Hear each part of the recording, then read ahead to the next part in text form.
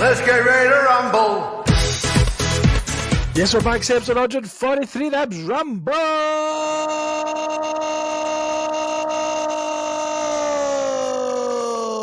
It is good to see you again. It's me, your host, as always, Liam, and I'm joined by the wonderful, the sexy, the downright gorgeous Mr. Shaun Corrigan. How are we, my friend? I have been frothing at the thought of being back. Oh, so I'm delighted to be here. how good is it that we done a pod, right?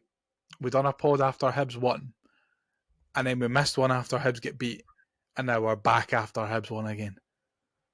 So it's just constant good vibes. We've said it every time Hibs win. We're only here for the good vibes. We're not here for any negativity Vibes, anymore. bro. No. Yeah, that's it. Listen, if Hibs go on a massive losing streak, we are off ski. We're not talking about it. We'll go and talk about. Why do you think we were here every week when we were doing so well at the last season? We'll go and talk about movies or something. It'll become the film ramble. We'll talk about something completely different than Hibs. But no, another good win for the Cabbage and Nibs at the weekend. Did you watch it, Shawnee boy? Yes, I certainly did. It's just so good to see us put the Paisley Pandas to the sword. Yeah. For one. Oh, mate, it's about hashtag damn time, as Don Malonga would say. I love St Mirren away. Winning away at St Mirren is brilliant. And this is the day we win away. No, a really, really good victory. A fantastic result. I mean, on paper, it looks incredible. We'll get into the meat and drink of the actual game in a bit, but before we do, a couple of points from me, Shaun. One, to get the negative out of the way first, I thought it was a bit disrespectful of a small minority of Hibs fans to be singing through the minute silence for Remembrance Day. You can disagree with it, in my opinion. You can disagree with it, or you can have whatever opinion you want on it. But the honest thing and the respectful thing to do is to just be quiet for a minute. I might get a little bit of backlash for saying that on a Hibs podcast, because obviously Irish roots and stuff, but there's an awful lot of Hibs fans and Hibs players in the past who have served in the army and stuff. So I think the least that people deserve is just a little bit of respect, Shaun. Yeah, listen, I think Hibs have always had a strong Irish core within their support, and there's always been within our support lots of the fan base, and the majority of the fan base that at times has leaned towards any Irish heritage rather than British or maybe even Scottish. However, what happened during that minute, or what was meant to be the minute silence, was just utterly shameful. It was disrespectful. It's not pleasant in any way, shape or form. Regardless, like you said, of what your views are on the matter, we need to respect and understand that the vast majority of the country, Scotland, not even the United Kingdom, are able to uphold that, other than obviously a certain side of Glasgow. Now, it's not our support trying to be like them. I just feel like in recent years, a lot more of our Irish heritage supporters have been more vocal than they maybe have been in the past. And we have a lot of, and I know a lot of people that are Scottish that have served for the army or have been in the army in recent years, in my lifetime, not to mention how many Hibs supporters, players, coaches and all their families that have maybe fought in the war. Do you know what I mean? I would be very surprised if a lot of the people that were making that noise at the weekend didn't have some family link, to actually have to observe that. But listen, like you said, very small minority. It's not nice. It's not acceptable. It's just a pain in the arse, is what it is. Well, people doing that. We've been upholding and respecting a minute's silence for Remembrance Day at Easter Road and as Hibs fans for, well, as long as I've been alive anyway, as long as I've been going to games. And I can't I can't really remember any time where it's not been upheld. I can't say I don't think I've ever seen us play Celtic in a Remembrance Day game or a game around Remembrance Day. So I wouldn't really be able to comment on that. But what I will say, and I'm not trying to defend these people at all, but do you think that we were kind of on a little bit of a hiding to nothing, a 5:15 Saturday night game under the lights away on the telly? It just has a recipe for disaster, really, doesn't it? It shouldn't. It wouldn't have been Celtic. Like it wouldn't have been Celtic on the telly. No, because the last time they were on the telly on Remembrance Weekend, there's an iconic clip, which was it? I don't know when the Queen died. I'm sure it was either when the Queen died or Remembrance. I can't, but either way, it's an iconic clip for whether you think it's the right or the wrong reasons. I think it's just, regardless, like you hit the nail on the head. Regardless of what your views are, like it's just a good thing to respect it. Yeah, I'm not going to express my views on it. You're not going to express your views on the actual matter itself. We may want to respect it, we may not want to respect it, but if you're there and you're in that stand, just do the decent thing, yeah, and just uphold it. If you're in a place of work, like one of my old places of work would stop and have like a minute silence or 2 minute silence, and that's obviously a large UK company. If any, and I know for a fact that, well, I don't know for a fact, sorry, that's the wrong thing to say. I'd be very surprised, based on who I potentially think were the ones making the noise, have probably worked for that company or have worked for similar companies that do uphold minute silences, 2 minute silences. So, listen, everyone's in their own opinion and can voice whatever they want whenever they want. It's just sour, in my opinion. It's just not a nice look. It doesn't reflect very well on the club, no, and that's the sad thing. That's a disappointing thing. I said this to someone at the weekend. Whether you want things like that to be at the football, or not, like obviously down south they get like the trumpet out, they get like big reefs out and stuff like that as well. Whereas up here it's more a minute silence and the poppies on the shirt.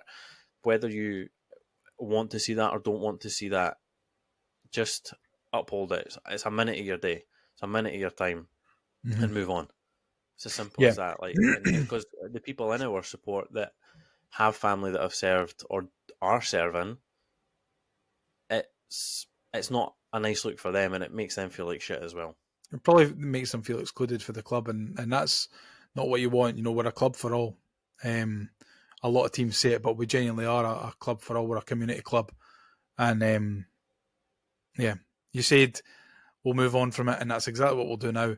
Second bit before we get into the actual game, Shaun, and this is something that I think is a lot more serious. I just want to get your take on why on earth we wore a black third kit against St Mirren away.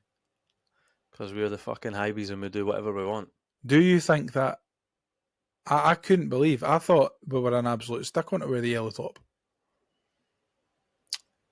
So was I, until I saw that they were wearing white socks and white shorts, and then it made sense. The majority of their strip is actually white rather than black. Is it aesthetically pleasing to you, or is it woke?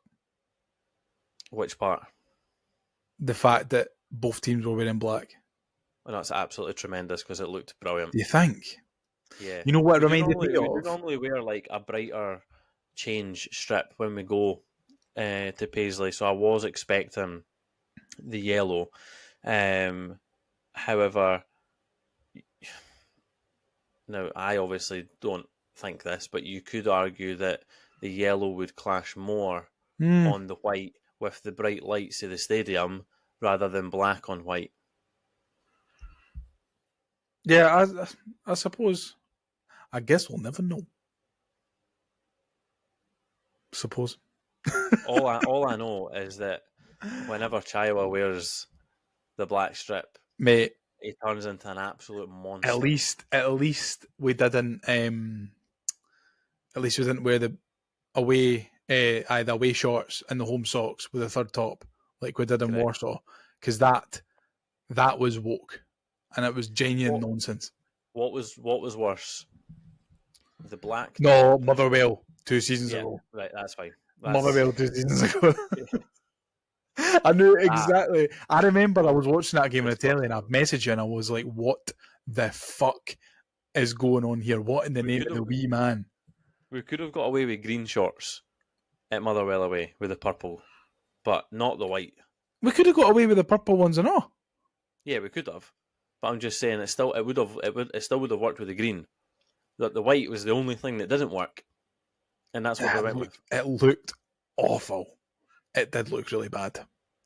Quite a lot of people liked that though. What, the white shorts with the purple top? Quite a lot of people. There was quite a good reaction to that. You know, it came for me. It was the purple top, the white shorts, and Mizzy and Malida's skinhead, and the fact that we chucked it in the last minute. I look back on it very sourly. I'm afraid. I'm putting a poll out on the ramble. Yeah, which one was worse? I think you'll need to, or just the 2014-15 home kit in general. It could be up there. Yeah, we won't talk about that. Yeah, no, let's not talk about that. Let's talk about St Mirren at the weekend. Shaun, 2 Caddens came back into the starting lineup, and Chaiwa was dropped. I was initially fairly sceptical about both of the Caddens coming in and Chaiwa being dropped, because I thought Chaiwa was one of the better players when we played Livingston away. It was the last game, wasn't it? When we played Livingston away, I thought Chaiwa was one of the better performers. So I was a wee bit confused to see him drop, because I thought that it was a game that he probably could have affected from the start.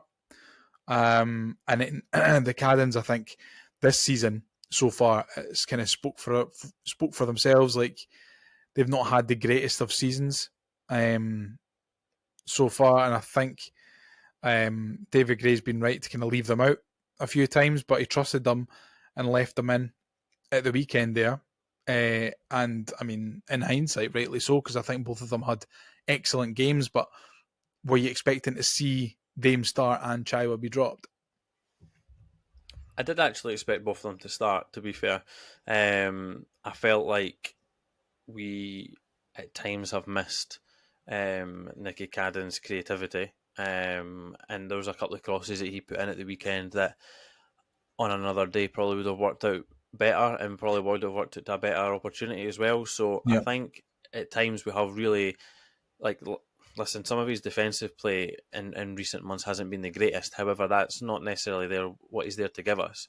He's there to obviously give us that attacking threat. And we don't have anyone else in the team that can deliver a ball like that. I don't think there's many players in the league that can deliver a ball like that. I've obviously been quite critically Chris on the other side in recent weeks, and I think that is rightly so, and he would be the first to maybe put his hands up and say that defensively he's been a bit short, and he's maybe been getting beat by his man a little bit too easy, especially like on the inside as well, which we've seen a lot in recent weeks. But he put in a very good performance, and he said in his interview that like the gaffer's wanting him to get further up and further in the box, and he can do that when his brother's on the other side. Yep. Not just because he's going to know what his brother's going to be able to deliver, but just because telepathy. Yeah, well, when those two play, they just naturally, one seems to be in the box and one seems to be crossing it in, and we're pinning teams back, which is what we need to do a little bit more. However, I was obviously devastated to see my goat on the bench. I'm just delighted that he managed to come off and score another worldie, because there was no deflection to that. It was one of the sweetest strikes you'll ever see. I cannot believe that they've awarded him that goal, by the way. Deserved. I cannot believe it. But before we talk about anything positive regarding Hibs, we need to talk about, thankfully, we were on the positive end of a fairly dodgy VAR decision, maybe a couple of fairly dodgy VAR decisions at the weekend. The first one being St Mirren having the ball in the net after about 5-6 minutes through Marcus Fraser, which, in all honesty, we've been dug right out of jail from it, because we knew for a fact that St Mirren were very, very dangerous at set pieces before the game kicks off, and we leave Marcus Fraser, who's an aerial threat, completely free inside the 6-yard box with a second delivery from a corner from wide areas. And we're really lucky that it's been chopped off, despite the referee's best efforts to try and give it. This whole thing, Shaun, is a bit of a shambles, and I know that we've spoken about it at length many, many, many times, but I truly feel that I can be impartial about this here, because this is, for me, it's just a complete mess. I can't tell if that I'm looking at it right now. So if you're not aware of what happened, the ball comes in from the right hand side. Marcus Fraser is lurking about the corner of the 6-yard box, unmarked, and then he's deemed to be offside. But the lines that are drawn are wonky. They're not taking into account that Marcus Fraser is in line or behind the ball. The whole thing stinks. It's rotten. And Bobby Madden came out on Instagram earlier on, Shaun, and kind of called it out and said that it was really poor. But one, I just want to get your take on this incident as a whole. I mean, the fact that this was on telly is maybe a blessing in disguise, because there might be something done about it now. But your take on this as a whole, and do you think this could be a kickstart for us to maybe spend a little bit more money on VAR and try and get more cameras? Because this isn't the first incident. We've got one in the second half as well, which I think is very, very tight. And I think if they had more cameras at better angles, you're able to tell a little bit better. And then you think about Kieran Bowie's against Livingston. Yeah, I'm glad you followed the spending more money with getting more cameras rather than like getting different people in to do it, because it's not the people, it's not the technology that is the issue, it's the people that are using it at the minute. However, a complete fair point, we could probably do with more angles and more camera options, and that would potentially help them out, whether it's a camera running along the top of each stand so it's in line with the ball. I think I think what they've got at the moment is, did they not have one on halfway? Maybe like one sort of halfway line and in by each line. half, But I don't think and then one on the 18-yard line. Yeah, I don't think every club has one on the byline. That's why our goal against Celtic at Easter Road counted. I don't think anyone has one on the byline. I'm sure the Old Firm do, but that might be a European thing. I don't know.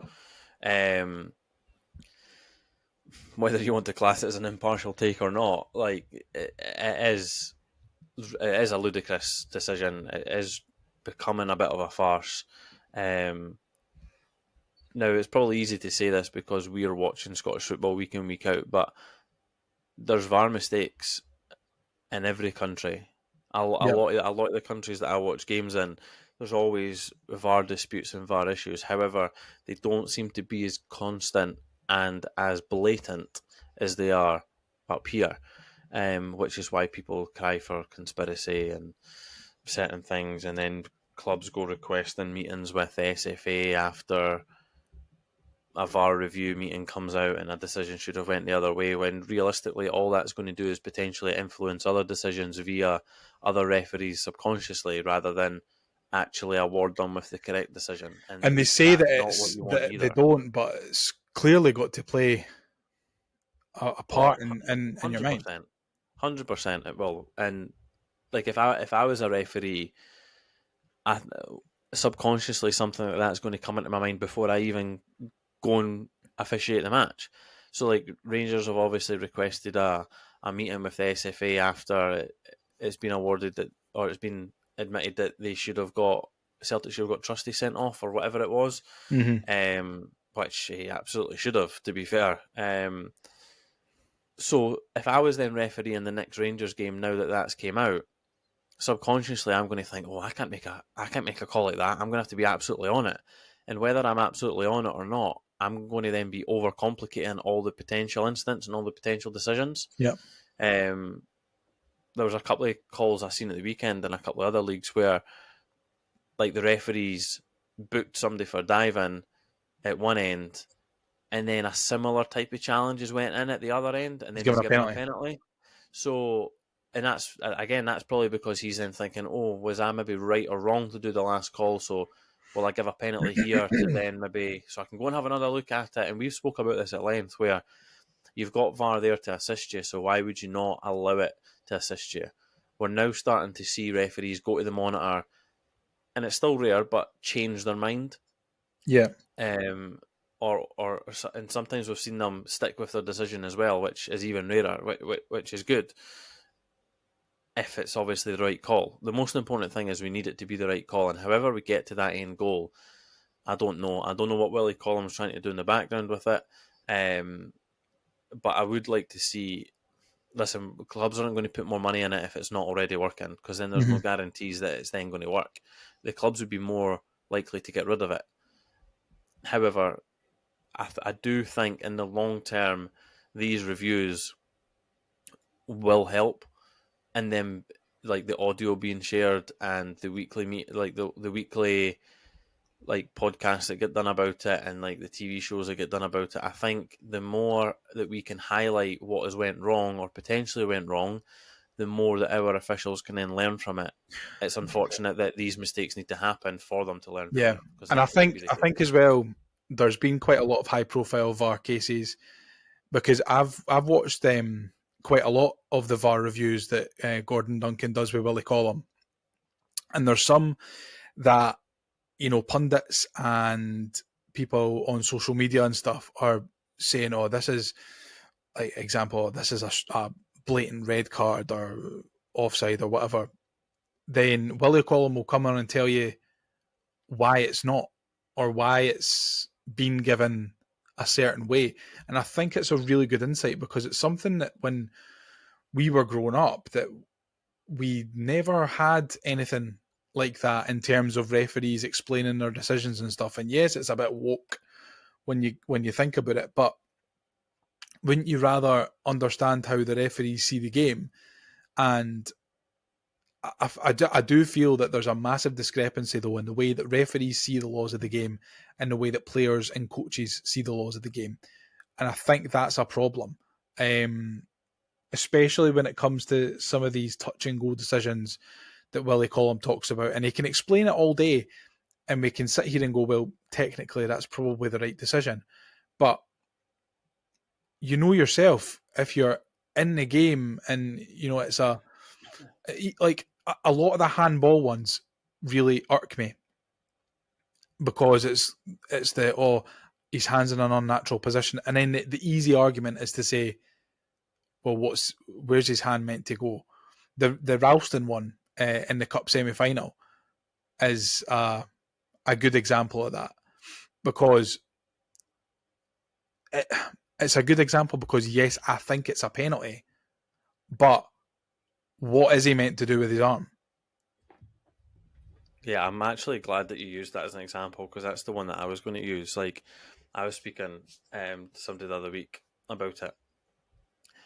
Anthony Ralston literally could not try and make his arm closer to his body if he tried. He's like, but he was trying to block the ball with his body, and his arm is a part of that. So I think then in turn, it is a handball.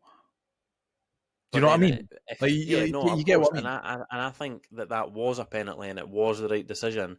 However, like, you would then argue, if he's then like Peter or Kasper Schmeichel dove in front of it, and it's hit his hand, and his hand's all the way up here, then you're going to be like, well, obviously that's an unnatural position.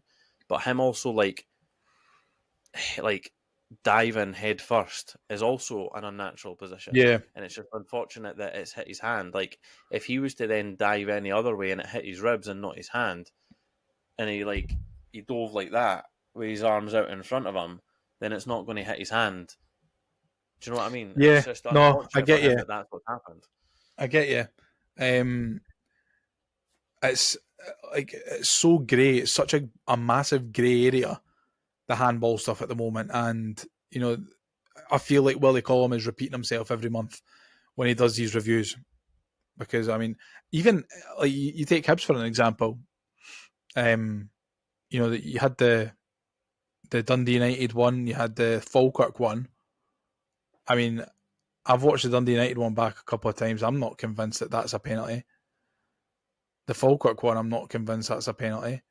But yeah, listen, I digress because we have been talking about VAR for ages now, and I want to talk about the good things that happened on Saturday in regards to Hibernian FC and Josh Mulligan smacking that ball in from about 18 yards is definitely one of them. It was a real good piece of play by Jamie McGrath initially to take the gamble to try and close down the defence.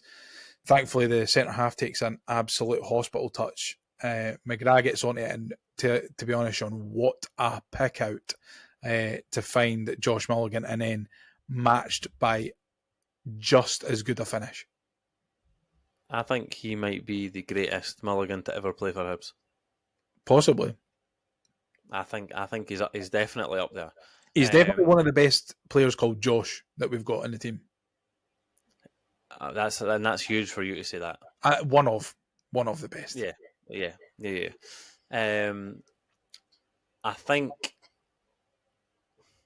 we need to make sure that he plays through the middle as much as possible. Oh, absolutely. We miss so much. Yeah. I think he's good at right wing back as well, Shaun, but we miss so much of his energy, his work rate, his tenacity in the middle of the park when he's not there. Chris Caddens at the moment, right wing back, is perfectly fine in that role. I do think we need more cover there because it clearly looks like Canayo's not going to be an option for David Gray. And, at the moment, in the last place you want Josh Mulligan is isolated out wide right. Although I do think he's had a couple of good games there, so much more effective in the middle. He has, but then when he has been out there, we've looked like we've lacked something in the middle of the park. Like, obviously, we've got Chaiwa, we've got McGrath, we've got Barlasser, and you could even throw Levitt in there.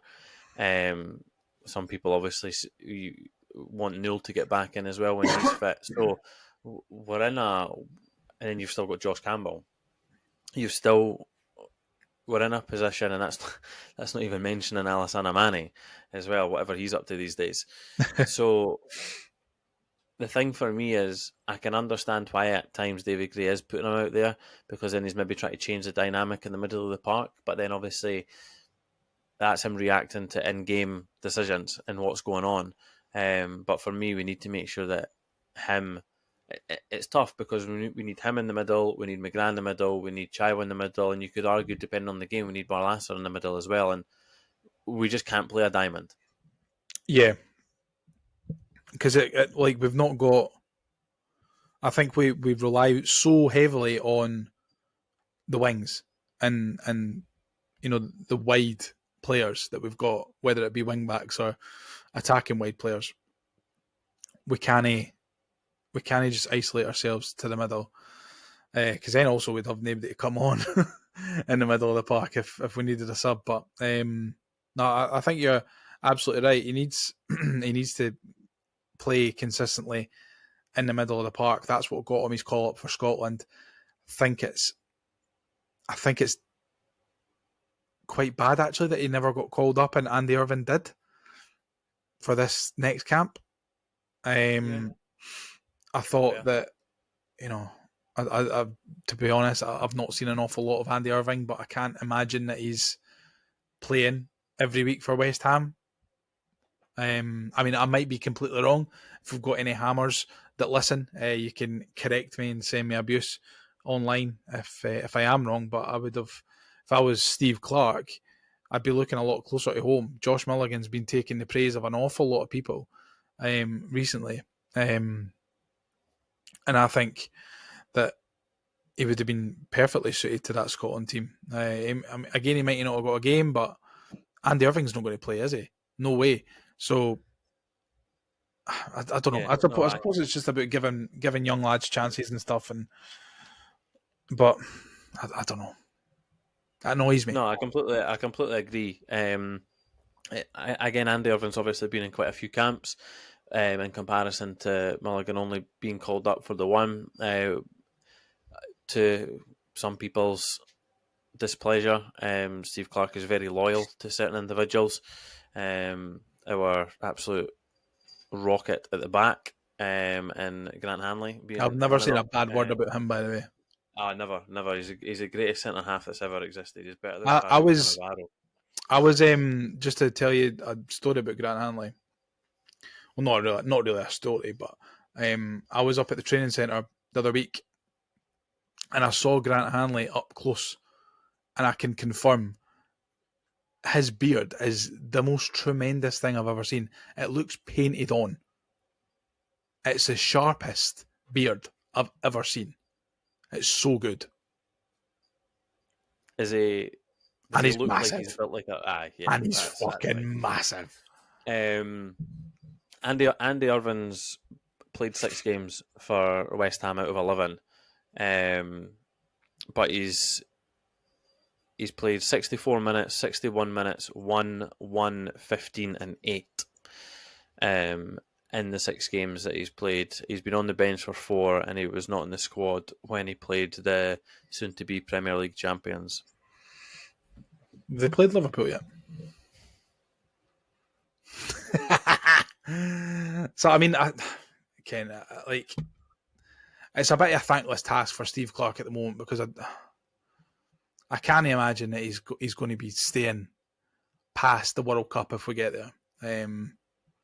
I can see what he's trying to do, but it's like taking my Hibs tinted glasses off. I still think that Josh Mulligan deserves to be in there over Andy Irving, but oh well. Watch him come on against Greece on Saturday and score a hat trick or something. Well, Lennon Miller's not in the squad either. Obviously, that's what's led to him coming in. So, I'm not sure. So he might be in with a shout at some point to getting some minutes, but I wouldn't. No disrespect to Andy Irving, regardless of what his allegiances are or where he used to play or anything like that. But I know you didn't like teams in Austria, do you? He just doesn't fill me. I like Max Johnson's team. He should be starting for Scotland more often. It just doesn't fit. It's not a sub that I want to see happening. Yeah, in a Scotland shirt. No, I get you. Right, we'll move on for Josh Mulligan. What I was impressed at the weekend, probably more than anything, Shaun, was our ability to actually not concede a goal on the stroke of half time when we were under a bit of pressure. I thought St Mirren came, and their reaction to us scoring was really, really good. I mean, teams, if you go there, you've got to play well to get the 3 points. That's a fact. And St Mirren do what they do best. They get the ball on top of you. They try and swing balls in from set pieces. And obviously, they got a goal that was chopped off, but they were very, very dangerous from those sorts of situations. And they kind of turned it on a little bit before the halftime whistle. And I was maybe not surprised is the word, but maybe pleasantly surprised that we've not conceded on the stroke of half time like we usually do. But I thought the defence was pretty good at the weekend. Salinger again, I thought had a really good game, Shaun. But there's got to be some positives there in terms of mentality point of view and not conceding goals at those important times again. Yeah, I think it definitely helps when... How do I say this? we have a goalkeeper with. Don't be nasty to 3. Jordan Smith now, please. Don't be nasty. I was not mentioning any names whatsoever other than our current number 1. That is you that said that. That is the words of Liam. I know, but I knew that you were going to say something nasty about Jordan Smith, and I like Jordan Smith. Listen, Jordan Smith has fantastic taste in bucket hats, and that's all I have to say on the matter. What I was going to say regarding our current number 1, Jordan, if you're listening, love you. I hope the bucket hat is treating you well. It's probably still in Serbia, let's not lie. Well, he made it to the airport with it, so I'd like to think it made its way home. Maybe. You never know. Maybe Carol will let us know instead. Yeah, I think, if you're listening, Carol, let us know if he's still got the hat. Yeah. Listen, I think I'm obviously very pleased with our current goalkeeping situation. And that's not a slight on, obviously, Jordan, because I know you, Craig, and Mark are obviously huge fans of his performances and how he's played for us since he came in, and he did obviously perform really, really well. But for me, Salinger just gives me more confidence. I feel more confident when he's on the ball. I feel more confident when he's playing out from the back. I feel more confident when someone's through one-on-one. And I think his recent performances have shown that in some of his saves.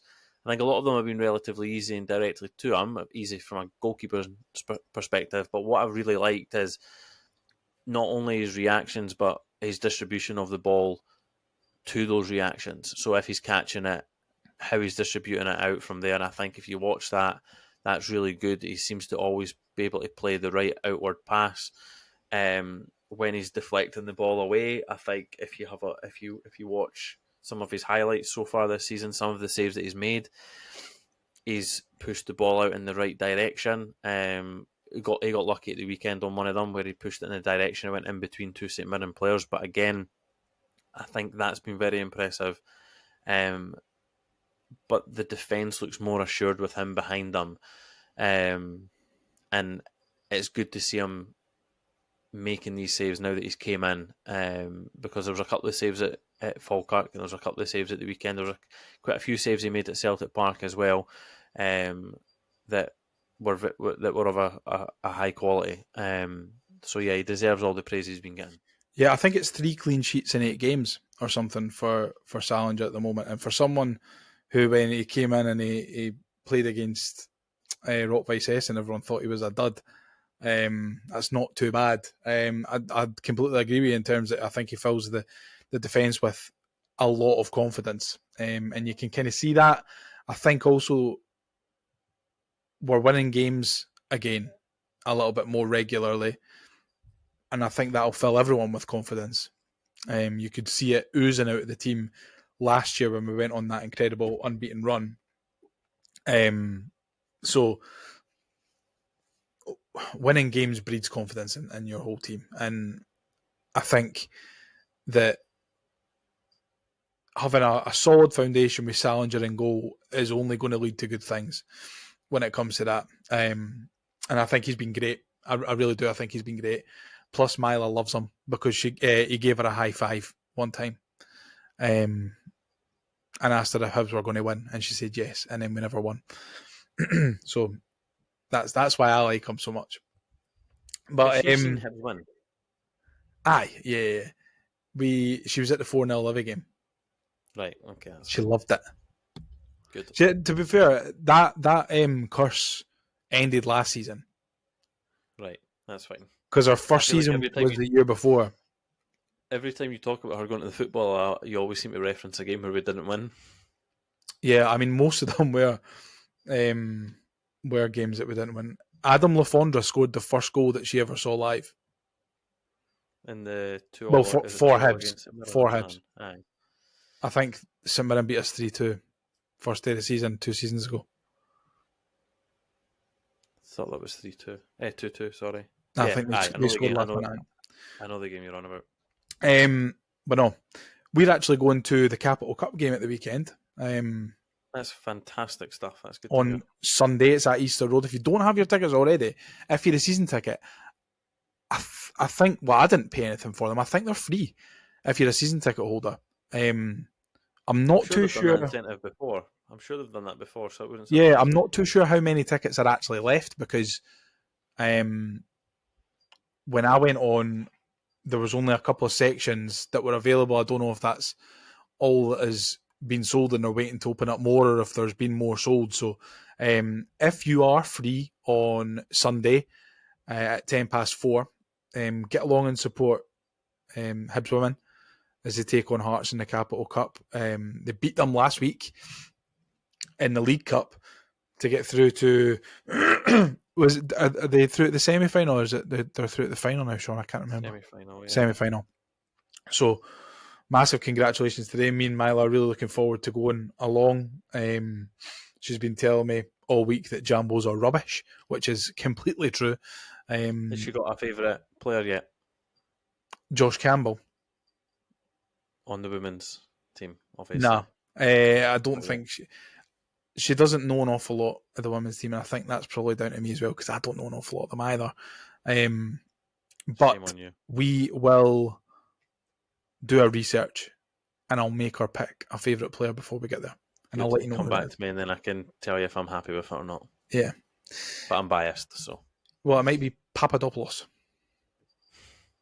because that's a fun one to say. Papadopoulos. Right, we're going off on so many tangents here tonight, Shaun. Halftime comes, halftime goes. About 30 seconds into the second half, St Mirren have the ball in the back of the net again, which is, I tell you what, it's a tremendous strike. It's a fantastic strike. Salinger, absolutely no chance. Lundaloo seems like he's on fire at the moment. Goals chopped off again. Again, I don't think the angle is great for VAR to have a look at it. I think he's maybe just off from what I've seen. There's not been an awful lot of anger around this one. It's more the first one that there's been a little bit of controversy around. So this one is probably right. But another massive let-off for Hibs. But more importantly, Shaun, I think it completely knocked all of the stuffing out of St Mirren, because from then on in, it looked like a bit of a training exercise for Hibs. Yeah, I mean, it would, because obviously what happened with the first goal, and they've probably seen the first goal on the replay at half-time, and they're a bit aggrieved by it. They've came out, they've tried to have another go and kind of go all guns blazing, and then they've obviously got that goal, and then again, it's obviously chopped off. It's going to take the stuffing out of any team. What impressed me the most is that we then capitalised on that, and then we took the game to them, and we were then able to stay on top. And like you said, it kind of felt like a training game from then on. So for me, that was probably the most impressive thing, because listen, getting in without conceding would have done the boys a huge amount. Just something as simple as just seeing the game out, and then obviously coming out, wee bit of luck, that obviously goes in our favour as well, and then obviously the second half unfolds as it unfolds. So just wee small margins like that, the wee little confidence boosters as the game goes on, is exactly what we needed before the international break. David Gray spoke about wanting to end the international break in the best possible position. That meant beating St Mirren. And we ended up, it ended up 3-0, and it could have been more. So, and that's not the first time this season where we've said that we could have won by more. So we're in a good spot going into this international break. Now we just need to rest, recover for the boys that aren't away on international duty, and then obviously go again with the big game that we've got after the break. 100%. I think you talked there about, and we spoke about how not conceding would have done the boys a world of confidence going into the break. I also think that getting that third goal when St Mirren maybe looked like they were, I don't think they were ever coming back into it, but they were starting to put on a little bit of pressure. And I think inadvertently, the Hibs fan in you is like, oh no, they're going to score. And if they score one, they're going to score another. But for us to kind of ride that out a little bit, I don't think they were particularly menacing. But I think in a lot of games so far this season where we've been leading, the Falkirk game is a prime example. and the Kilmarnock game actually, where we've been leading and we've been looking really, really good. I don't think it's had to take an awful lot from the opposition to get a goal to get themselves back into it, and then get their tails up to get another. Yeah.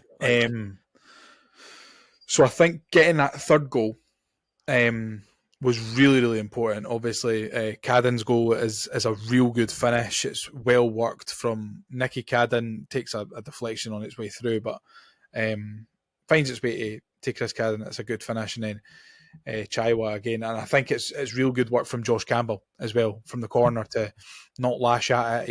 He's taken his time. He's got his head up, picked out Chaiwa, and like you said, it's such a clean strike. It's not taking any deflections, and it's great when you see them going off the other side of the crossbar.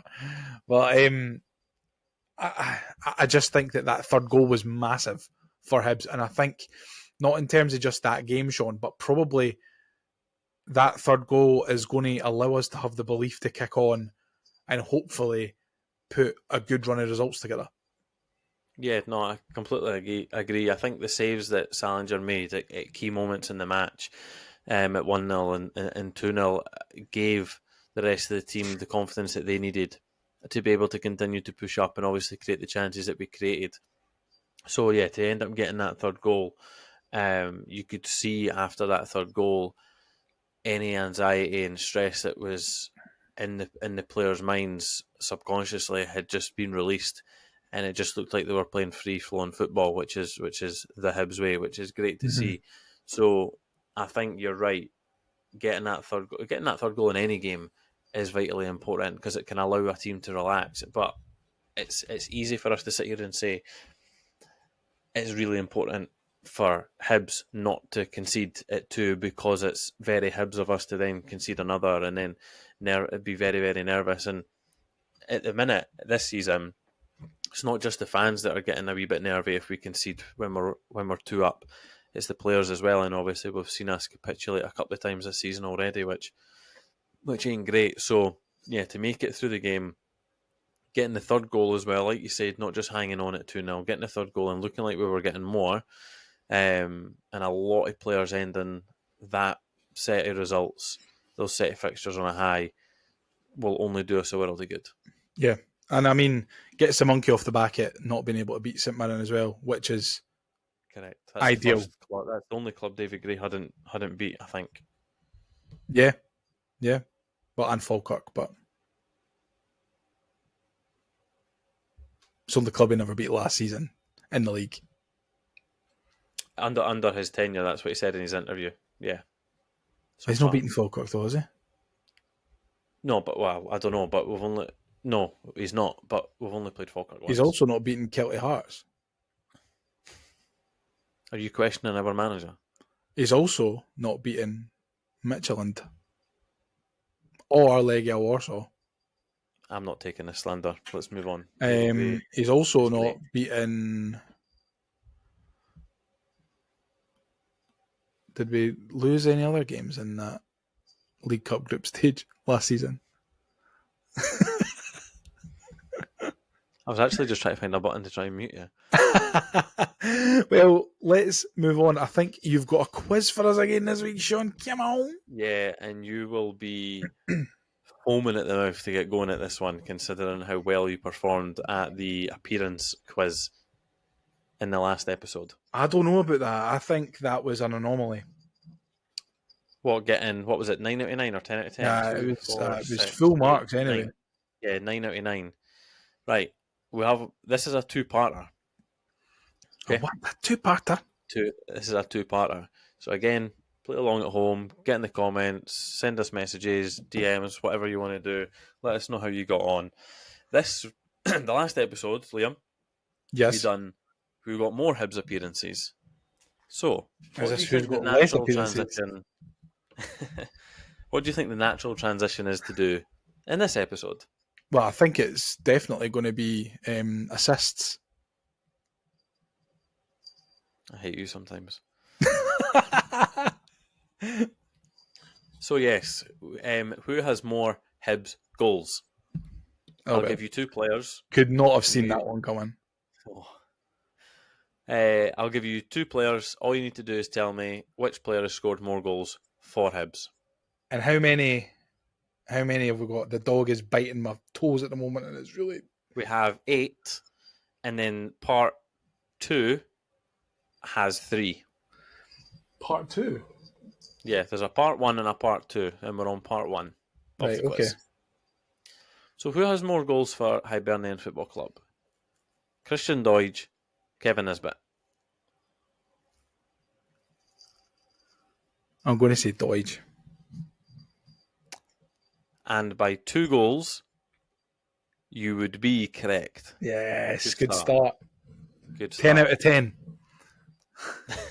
All right, okay, well, aye. Whatever makes you feel better. Stephen Fletcher or Tony Stokes? Stokes had one really good season, didn't he? And then when he came back, he didn't score an awful lot apart for the 2 in the cup final. And then when he came back after that, he was only here until January. I'm going to go Fletcher. And by 6 goals, you would be correct. Stephen Fletcher. I'm so good at this game, by the way. Gary O'Connor or Jason Cummins? Oh. I think Cummins has got like 60 on the nose. Is that total or is that league goals? I think it's league goals. Well, I obviously know the answer because I've got it in front of me. But yeah, it's just, this is true. I think that the consistent like 20, 25 goal seasons for Jason Cummins has probably pipped him above Gary O'Connor. So I'm going to go Jason. By 2 goals, Gary O'Connor has more. Oh, really? Yep, 73 versus 71. Oh. Yep. I'm gutted. Not for Gary O'Connor, for myself. Everyone's favourite, Dom Malonga. Or everyone's other favourite, Benji. Now, if I remember right, Benji didn't score an awful lot of goals for us. Because... Did Malonga, though? No. I don't think either of them did. I think Malonga was pretty prolific in that first season, though. And maybe got like 12 or something, 12 or 13. But is that enough? Because Benji was at us for years. Oh, this is a tough one, man. I think getting the last one wrong is now throwing you off. The whole thing's thrown me off. I think now you're second guessing yourself. I think if I'd got the last one right, I would have went straight in for Malonga. But now that I've had a chance to think about it, because he didn't play an awful lot in the second season and he left in the January. Stop biting me, Benny. Benji. Benji has 2 goals less than Malonga. That's 2 in a row. How many did they have? 22 and 20. Really? Yeah, so Christian Doidge and Kevin Nisbet were 41 and 39. Stephen Fletcher and Tony Stokes were 52 and 46. Gary O'Connor were 73 and 71. Dom Malonga and Benji were 22 and 20. So he must have got a fair whack of those goals in the first season. Yeah. Okay. Next. Everyone's favourite. Everyone is everyone's favourite in this game. Everyone's favourite, Florian Craig's favourite. Versus everyone's favourite, Mixu Patalainen. Oh. Canberra did score quite a lot of goals. But did he get more than Mixu? That is a question. I'm going to say Canberra. And you would be correct. Thank God. Back on track. by 2 goals. Feels I was dirty very to say it. surprised. I was very surprised to see that Mick Supatalainen across 3 spells, 2, only got 28 goals. Bear Yeah, in mind, these are in all comps. I as do well. remember. These aren't Like, league goals. no, but Canberra scored an awful lot of goals for Hibs. I know. Okay. Scott Brown, Josh Campbell. Josh Campbell. Uh-uh. Oh, you should have Scott just. Brown. Why by did you set me 1. up like that? Scott Brown by 1. So is what he on like 20 or something? Yeah, Josh Campbell's not scored in the last couple of weeks. 20. 20 and 19. Has Josh Campbell scored in the last couple of weeks? No, I don't think so. No. I think you're right. The rumour is girls don't like boys. What do they like? Cars and money. Versus Mark McNulty. Oh, Sorry, I was trying to find a way of getting Hecky's at the Wheel song into that and going from girls don't like boys and Hecky's at the Wheel because obviously that talks about Mark Canberra and McNulty. Mark McNulty. I think, and I don't know if it's nostalgia or how I felt towards Hibs at that time or how good the song was, but I think that is that's in my top 3 Hibs songs of all time. We've got Horgan and Malin and Gray, Flo Canberra and Mark McNulty.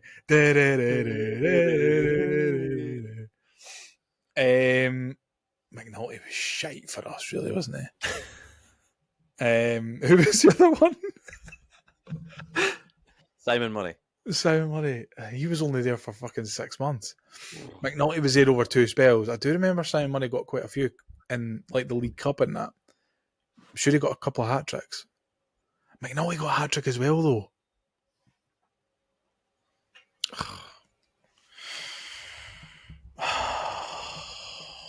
Shaun.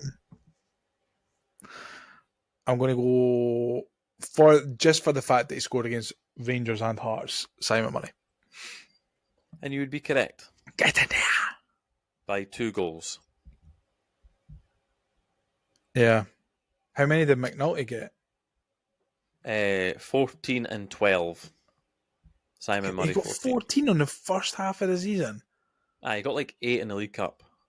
Oh, right, fair enough. I loved Murray at Hibs, man. I really liked him at Hibs.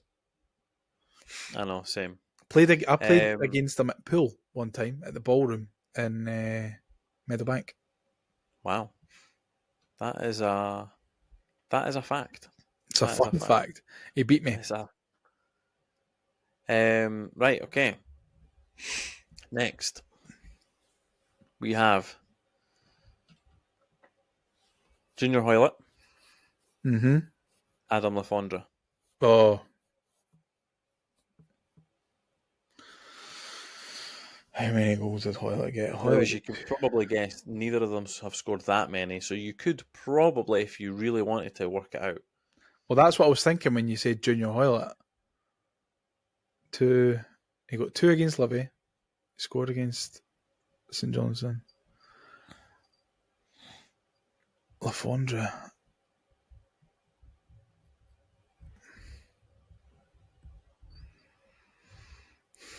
I think Junior Hoylett. Is that your final answer? Yeah, I will say Junior Hoylett by 1 goal. You're absolutely correct. Aye? By 1 goal? 6 and 5. Oh, did Lafondra only get 5? Yeah. I thought it would have been a little bit. I thought it was single digits, but I thought they would have had maybe like 8 and 9. 6 and 5. So in the first part of tonight's quiz, you got 2 wrong, 3 wrong? 3 wrong because I got the Josh Campbell one wrong as well. That was blind loyalty. Yeah. He could have been up against Lionel Messi, and I would have said Josh Campbell. Right, okay, so next, obviously, it would have been easy for me to put Martin Boyle in this list, but realistically, I can only put him up against Derek Riordan, and we both know the answer to that one, so it didn't make sense to do it. So we have a Martin Boyle, if you're listening, son. Yeah. We have a Martin Boyle special. So All right. Martin Boyle or Martin Boyle. How many has Martin Boyle scored more goals in the league or in the cups? Boyle, get in the DM, son, and let us know if you got these correct, because I was surprised at some of these. Right. Has Martin Boyle scored more Scottish Championship goals or Scottish League Two goals? I'm going to say League Two because the first season in the Championship that he was with us, I remember him doing everything but score. Second season, like Cummins was still the main man, and third season, you had Cummins and Keatons. Yeah, I'll say League Two. So in the Championship, he scored. Has he even played in League Two? That would have been really good if I done that. Yeah, with Montrose. In the Championship, he scored 12. Yeah. In League Two, and I fact checked this a good couple of times. 34. Fuck 34. Off. Yeah. And how many years? I can't remember. I made this quiz about 3 weeks ago. Okay, next up. Has he scored more in the Scottish League Cup or in all European competitions? Right, well, he's got like 9 or something in Europe, right? Something like that. Or is it 10 now? Did he score against Legia Warsaw? He did. Away. So I think he's on 10. Right, he got 3 against Rangers. In League Cup, he said. Scottish League Cup. Right, he got 3 against Rangers. He's surely got a hat-trick in one of the group stages.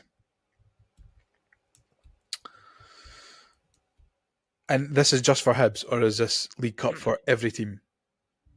This is just Hibs goals. Oh, I suppose he's only been at Hibs since the League Cup group stage has been a thing, so that probably makes sense. I'm going to say, because he'll have played more games in it, I'm going to say the League Cup. And by 3 goals, you would be correct. Oh, go on, a full hat-trick. How many has he got? 10 one? European ones, aye. And it was still shown as 9. I'm sure it's 9. I'm sure the Warsaw one broke it. No, because he scored twice in Belgrade, because the first one levelled it. Oh no, the first one from the corner broke the record. The one after that, was that his 99th and 100th goal, or 100th and 101st? One of the two. But he broke the record. His 100th. He has 9. He has 9. The last goal was against Legia. Yeah. Okay, and the last one, has he scored more goals in the Scottish Cup, or has he scored more goals in the Saudi Pro League? Obviously, that's not for Hibs. I'm sure he started like a house on fire when he was there. Got a few goals. And this is Scottish Cup only for Hibs. This is Scottish Cup. Only for Hibs or for all the Scottish teams? This is how many Scottish Cup goals he scored. I think it's got to be Scottish Cup then. So he scored 5 more in the Scottish Cup. Yeah, he only scored 3 goals in Saudi. I'm sure like 2 came on his debut or something. So yeah, there you go. Not as good a performance as the last episode. But no, not as good. But at least I got all the Martin Boyle ones right. Yeah, Martin, let us know, did you get it right or not? Yeah. That was a good quiz. Again, Shaun, I enjoyed that one. Not as much as the last one, because I did get some wrong. But nonetheless, I did enjoy it. And you know what I enjoy even more, mate? Listener questions. Oh, you took the words right out of my mouth. Now it's time to answer the Hibs Ramble listener questions. First off, let's have a look and see if he's actually sent it in, because I haven't seen it. But if he's not, then I'm going to ask it anyway. He's not. I wonder if that's a good couple of weeks now that he's not. So I think Therefore, we should not provide the answer. Well, we phone him. Well, we phone him on air. You can phone him on air and abuse him. Let's phone him on air and see what happens. Let's phone John McIntosh and see. Demand answers. Yeah. You have to ask him what he's had for his dinner. That must be the first thing you say if he answers.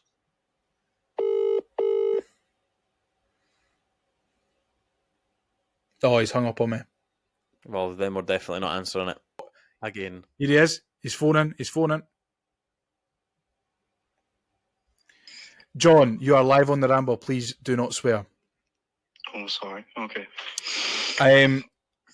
We're just wanting to pull you up because you've not asked what's for dinner this week. Again. No. Really? Yeah, no, you never asked, mate. Oh, I can only apologise. That's really poor for me. That is really good. I'm not answering. Yeah, I think it is a couple of times in recent weeks that you've not actually submitted that question. It's actually hurt Shaun's feelings. Shaun's sitting here nearly in tears at the moment. Sorry, Shaun. I apologise. In I protest, actually feel really bad. I'm not answering. He says that he's not answering out of Well, protest. he doesn't answer anyway, so it doesn't matter. I'll tell you what. Actually, never mind. That's why I didn't ask it. It's because it never gets answered anymore. It's always no. To be fair to John, I actually always go, I didn't care what I'm having for my dinner because I never can. But I I'll know. tell you what I'm having if anyone's interested. Yeah, go on then. What are you having? I'm having a vegetable curry. Oh, vegetable curry. Kind of vegetables, lentils. Mix everything. Mate. Oh, nice. Some veg. There's some lentils in there, and some broccoli, some carrots. Are you having a naan bread with it? I did. I ate that first, actually. What kind of naan? Garlic naan. Oh, garlic naan. What's What's your favourite naan? If you're out having a Indian meal in a restaurant? Garlic naan. And I don't go out for Indians often, but... Oh, you wouldn't have like a keema naan or a peshwari naan or that? Nah. Just a garlic You're not exotic enough. Say again? You're not exotic enough. Yeah, they're basic. Right. Shaun, do you want to tell John what you're having for your dinner? No, I just want to say bye. I love you, John.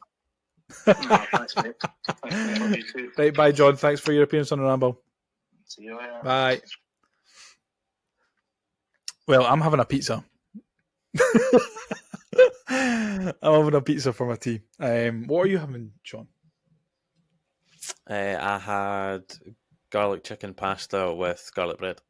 You know what I need to do as well? I need to batch cook my lunches for the rest of the week because I got this new job and I'm in the office every day and I cannot be spending £5-6 every day on lunches or the missus is going to go nuts. So I bought some chicken and some pasta and I'm going to make myself like 3 batches of like Nando's chicken pasta. So hopefully it's nice. I'm not a cook, Shaun, so it might be awful, and I might get salmonella and die. But you can't go wrong with that. I'm sure you'll be fine. No, yeah, you can absolutely not go wrong with undercooking chicken. That's for sure. I didn't say undercooking it. I said cooking it. Right, okay, let's get cracked into these questions because we've got quite a few tonight. Andrew McMillan says, "Can we keep going and challenge for the top 2? We are looking better for it." We can. We can. Listen, the league is still very, very young. John just texted me saying, "Very poor from me," not asking. The league's still very, very young. We've got an awful lot of football to play, but you need to remember that Celtic and Rangers have changed their managers. Celtic and Rangers will buy a lot of better players in January. They're going to... I think the fact of the matter is Celtic are going to finish top and Rangers are going to finish second. That, I think, is a nap. So, I mean, we can push for it all we want. I can't see it happening, but it would be nice to dream. And he also follows it up saying he meant to say the other week that it was good to have us back. Well, thank you so much, Andrew. That means an awful lot. That's not the first person that said that.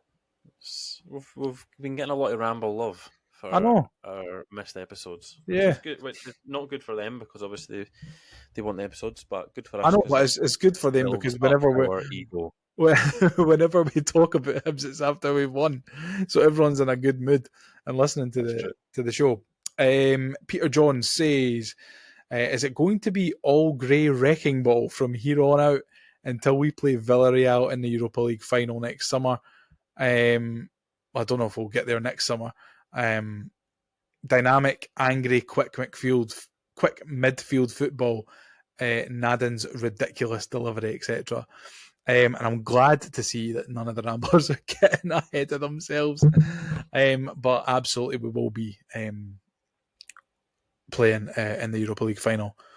It's in Frankfurt, so it's definitely doable. Year after next. Is it? Could do. Wouldn't mind it. We trip to Frankfurt. Be alright. And you love Germany, man. I do. And the conference is in Istanbul. Oh, and I love Turkey. There we go. Imagine that. And for those that care, the Champions League is in. The Champions League is in. Drum roll. Metropolitano. Again? Been there a few times. Yeah. Wow. Liverpool won it the last time it was there. Absolute belter of a stadium, that. Highly recommend. Next up, Dean asks, "What's Liam's new dog called?" His name is Benny, and he's sleeping at the moment, or else I would have had him on camera. But he was biting the fuck out of my toes earlier on. So if you've seen me like looking to the side of my laptop, that's what I was doing. I was monitoring him so that he didn't shit on the carpet or didn't try and eat the cat or bite anything that he wasn't supposed to bite. Next up, we've got Gav Dick. He says, "Cracking result. Took our chances for once. Great performance from the two Caddens. Especially great to see Chrissy scoring and putting on a show." I'm so glad Craig's not here because he would ruin Gav here. Is Mulligan a contender for League Young Player of the Year? To be fair, I think he's got a real good chance. He's caviar. Apart from his spelling, I think he's absolutely spot on there. Take Young out, and he could be Player of the Year. You never know. He has been excellent so far, since he's come in. And the fact that we've managed to get him... As it stands, I think someone from Edinburgh will be winning Player and Young Player of the Year. What? Josh Mulligan and Josh Campbell? Of course. Yeah. I was thinking Grant Hanley, of course, but... Yeah, I mean, he might win Old Player of the Year. You never know.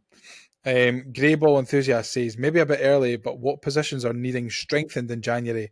Obviously, a big striker and a Trent-type player. By the way, that Josh Campbell lad, he does what he likes. This is true."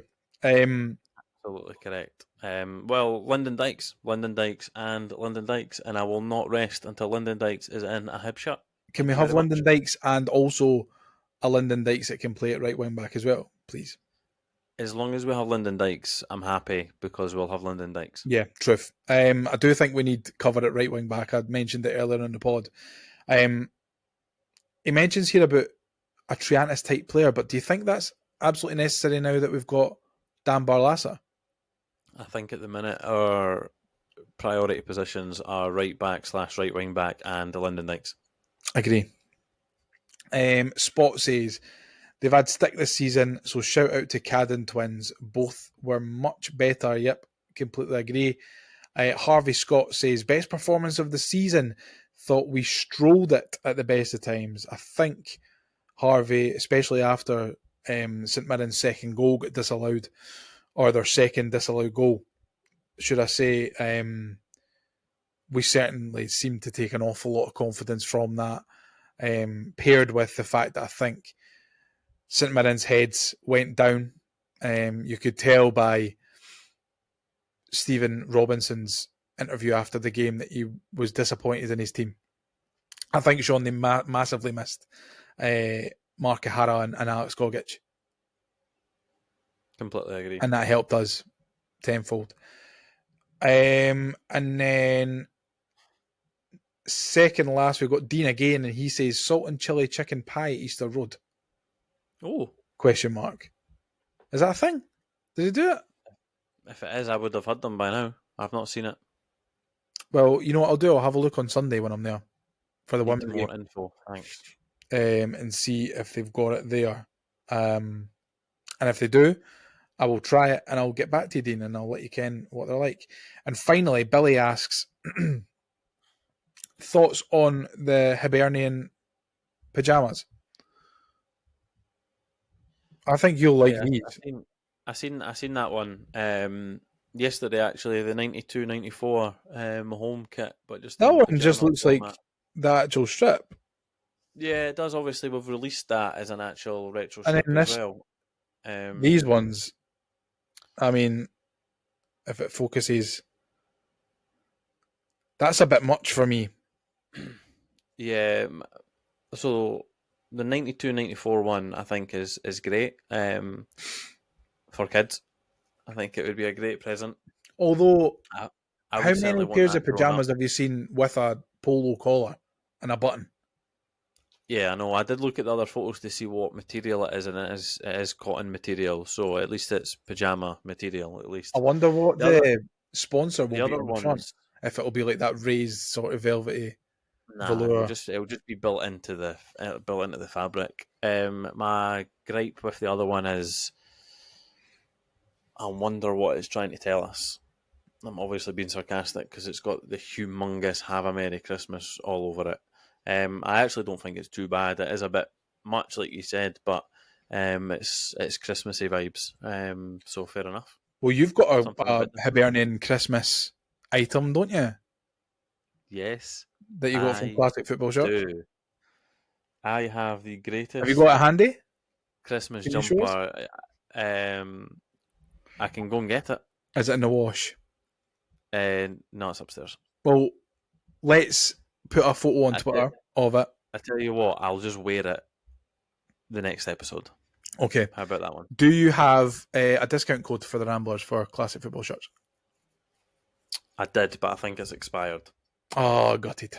I think I can still get one, so if anyone does want one, if they just want to drop me a wee DM, I think I might still have one that works. I did have one at the time of purchase. CFS affiliate, Shaun. Yeah, but I Mulligan. don't know if it's expired yet. So I don't want to give it out and then it doesn't work and then I get abused.